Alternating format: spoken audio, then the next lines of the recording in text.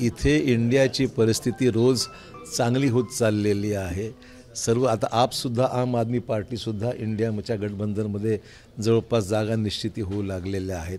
सर्वत्र इंडियाला वाढता पाठिंबा लक्षात घेता एका प्रकारचा संभ्रम निर्माण करण्याच्या उद्देशाने काही गोष्टी भाजपच्याकडून मुद्दामून खेळी खेळल्या जात आहे।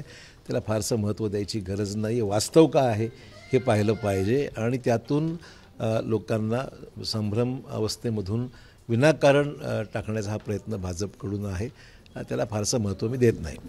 राजन साळवीच्या घरी जे आहे ते काल रात्री एसीबीची धाड पडली, तर दुसरीकडे आदित्य ठाकरेंचे निकटवर्ती आहे सूरज चव्हाण यांना महानगरपालिकेच्या खिचडी घोटाळा संदर्भात अटक झालेली आहे। कसं पाहता? तर हे काय नवीनच राहिलेलंच नाही आहे। देशामध्ये सर्वत्र या गोष्टी रोज सुरू आहेत आणि जसं जसं निवडणुका जवळ येतील त्याची तीव्रता वाढत जाणार याची आम्हाला जाणीव आहे।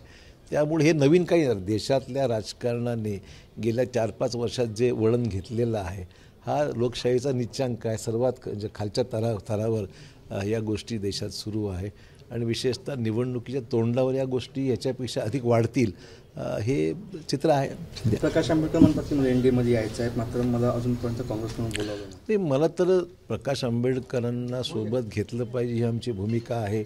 संजय राऊत यांनी दिल्लीमध्येच पत्रकार परिषदेमध्ये सांगितलं होतं की आम्ही त्यांना महाविकास आघाडीमध्ये सामावून घेण्याच्या बाबतीत अनुकूल आहोत। तर एक आपल्याला टप्प्याटप्प्याने गोष्टी कराव्यात। महाविकास आघाडीमध्ये आल्यानंतर आपल्याला पुढे इंडियाचाही विचार करणं का अवघड नाही आहे। इंडिया हा असं आहे की ज्या इतरही पक्ष आहेत त्याच्यामुळे तो निर्णय घेत असताना निश्चितच मी तर सकारात्मक आहे ह्या बाबतीमध्ये। पक्षश्रेष्ठींची पुढाकार घेऊन आम्हीही बोलू त्याच्यामध्ये, परंतु सुरुवात MBA पासून केली तर अधिक बरं होईल। राष्ट्रीय पातळीवरचा प्रश्न हा वरिष्ठ पातळीवर हाताळला जाईल, पण आम्हीसुद्धा आमच्या वतीने त्यांच्यासाठी शब्द खर्च करून इंडियामध्ये समावेश करण्याच्या बाबतीमध्ये जी काही पद्धती आहे किंवा जे काही विचारविनिमय करावा लागतो त्यामध्ये आमचीसुद्धा भूमिका एक सकारात्मक राहील, पॉझिटिव्ह राहील आणि प्रकाश आंबेडकरांना सुद्धा राष्ट्रीय पातळीवर कशा पद्धतीने सामावून घेता येईल आपल्याला त्याकरता आम्हीही त्याच्यामध्ये लक्ष घालू। कर्नाटकच्या सीमा भागामध्ये 865 गावामध्ये महात्मा फुले जन आरोग्य योजनेचा प्रचार सुरू आहे। तर कर्नाटकच्या मुख्यमंत्र्यांनी महाराष्ट्राच्या अधिकाऱ्यांना सांगितलं की तुम्ही कर्नाटकामध्ये प्रवेश करू नका, ती योजना फक्त तुमच्या महाराष्ट्रापुरतीच ठेवा। ते मला एक तर विषय असा आहे की राज्याच्या ज्या सीमा आहेत राज्य सरकारने पहिलं राज्यात पाहिलं पाहिजे, कुठल्याही राज्याने असो। त्यामुळे राज्याची जबाबदारी आपण राज्यातच अनेक ठिकाणी अनेक गोष्टीचा लाभ मिळत नाही आहे, तर आपण तिकडे जाण्यापेक्षा आपल्या राज्यामधल्या सीमावर्तीय भागामध्ये लक्ष अधिक दिलं तर जास्त योग्य होईल। कारण की आपली लोक इतर राज्यात जाण्या इतपत आता महाराष्ट्राच्या बॉर्डरमधली लोक म्हणतात की आम्हाला तिकडे तेलंगणामध्ये जाऊ द्या, आम्हाला तिथे कर्नाटकात जाऊ द्या, का आता त्यांच्याकडे दुर्लक्ष होतं आहे म्हणून तसं म्हणत आहेत। त्यामुळे मला वाटतं प्रत्येक राज्यांनी आपापल्या सीमावर्ती भागात अधिक लक्ष देण्याची गरज आहे।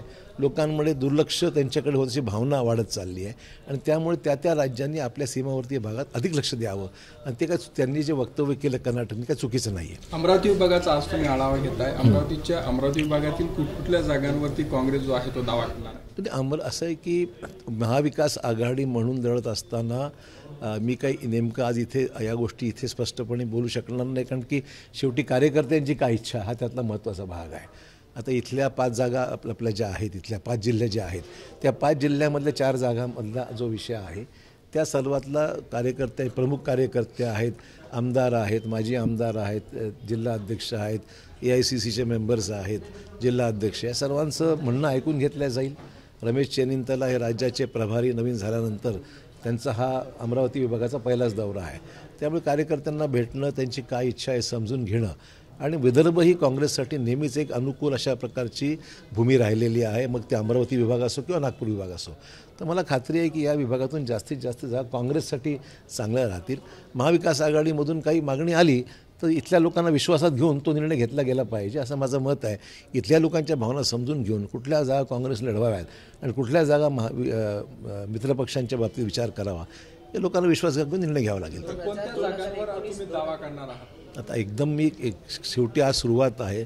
मी सायंकाळपर्यंत लोकांचं मनोगत ऐकल्यानंतर एक अंदाज येईल काय केलं पाहिजे. 2019 काँग्रेस आणि राष्ट्रवादीच्या पाठिंब्यावर इथल्या खासदार नवनीत राणा निवडून आले. हो. परंतु त्यांनी नंतर भाजपला समर्थन दिलं. हो, ते आश्चर्यजनक आहे. म्हणजे तुम्ही निवडून आमच्या समर्थनावर येता आणि काही दिवसातच काही क्षणातच तुम्ही दुसरीकडे उडी मारता. मला वाटतं हे अपेक्षित नव्हतं. त्यामुळे त्यांनी तर ज्या पक्षांनी त्यांना मदत केली, ही जागा राष्ट्रवादीकडे सोडली होती त्यावेळेस काय विशिष्ट परिस्थितीमध्ये त्यांनी ती राणांना दिली.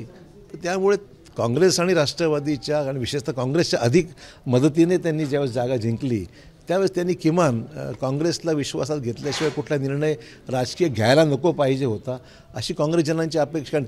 काँग्रेसचे सर्व नेते कार्यकर्ते झटले, त्याच्या निवडणुकीत मदत केली. तर मला वाटतं की हे त्यांच्याकडून अपेक्षित नव्हतं आणि नाराजी आहेत काँग्रेसच्या लोकांमध्ये त्याविषयी. राष्ट्रवादीचं म्हणणं आहे की दावा केलेला आहे आणि काँग्रेसने दावा केलेला आहे. काय म्हणताय? अमरावती लोकसभेवर शिवसेनेने दावा केलेला आहे. आता असं आहे, दावा कोणालाही करण्यापासून आमचा विरोध नाही.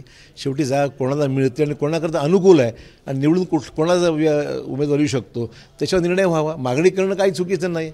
आता सगळ्या मागण्या जर एकत्रित केल्या गोळाबेरीत 80 वर चालल्या त्या. राष्ट्रवादी शरद पवार गटाचं म्हणणं आहे की नवनीत राणांना आम्ही तिकीट दिलेली होती, हो. आमच्या जागेवर त्या निवडून आल्या, त्यामुळे पुन्हा आम्हाला ही जागा दिली. असं लॉजिकल आर्ग्युमेंट भरपूर आहेत. मला महाविकास आघाडीमधल्या अन्य घटक पक्षांच्या विरोधात मी बोलणार नाही. पथ्य काही पाळली पाहिजेत, एकत्र राहिलं पाहिजे आणि एकोप्याच्या वातावरणामध्ये उमेदवारीचा निर्णय झाला पाहिजे. आता तुम्ही मला तिकडे जाऊन विचारणार तुमचं काय म्हणणं आहे म्हणून, मला माहिती येते. त्यामुळे माझं म्हणणं एवढंच आहे, आमची भूमिका त्यांना त्यांची भूमिका मांडू द्या, आम्ही आमची भूमिका मांडू आणि त्यातून जे ठरेल त्याप्रमाणे आपण निर्णय घेऊ. शिवसेना आणि राष्ट्रवादी नंतर आता काँग्रेसचे काही नेते सुद्धा भाजपात जाण्याच्या प्रयत्नात आहे. कुठे दिसतं का तुम्हाला? आशिष देशमुखांनी काल दावा केला 2 माजी मुख्यमंत्री जे आहे काँग्रेसचे ते भाजपमध्ये. आशिष देशमुख ती देऊ शकतात इकडे. हां, असे कोणाला काय म्हणायचं ते म्हणून मी तर मगाशीच म्हणालो ना की हा संभ्रम निर्माण करण्याचा जाणीवपूर्ण प्रयत्न आहे. मतदारांना एका संभ्रम अवस्थेमध्ये नेण्याकरता उद्योग चालू आहे. वास्तव वेगळं आहे.